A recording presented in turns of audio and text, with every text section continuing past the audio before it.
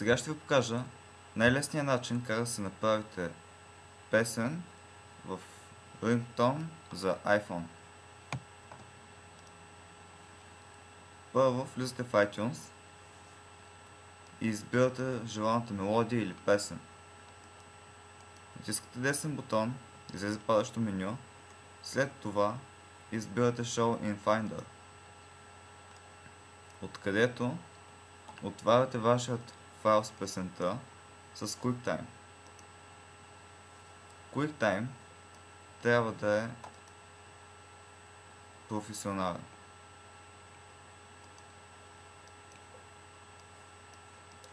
Избирате тази част от песента, която искате да бъде прехвърлена на вашият iPhone. Трябва да е 30 секунди, в моя случай аз ще направя 29.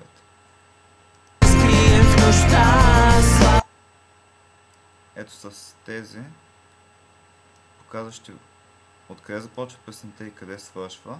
В момента ще определим нашия рингтон. Губя си времето в мисли. Ето, започва от и 10, свършва 40, 39. Отивате в менюто Edit, избирате Trim to Selection. Така целият таймлайн ще се запълни от вашето, Губя си времето в мисли, който може да прослушате, ако желаете. След това влизате отново в менюто файл и натискате Export или само избирате Command E. След това избирате Desktop от падащия списък и нашият избор в случая ще е Movie to iPhone. Песента Шоколад. И нека направим експорт на нашия файл.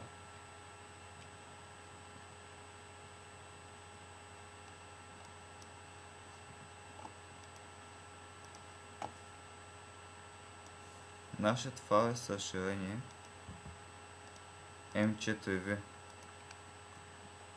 За да бъде рингтон, трябва да е M4R.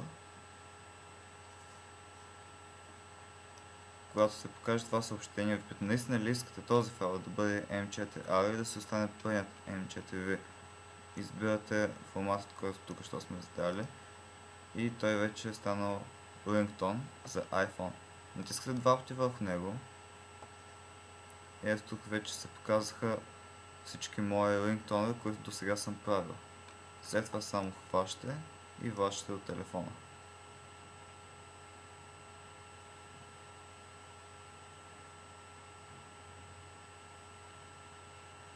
Той се синхронизира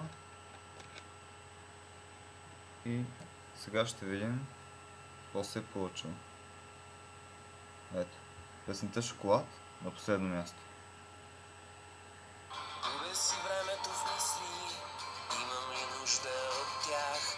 Екранът блести в мен, разказва за всеки от нас. Гледам. Вече имам нов рингтон за моя iPhone.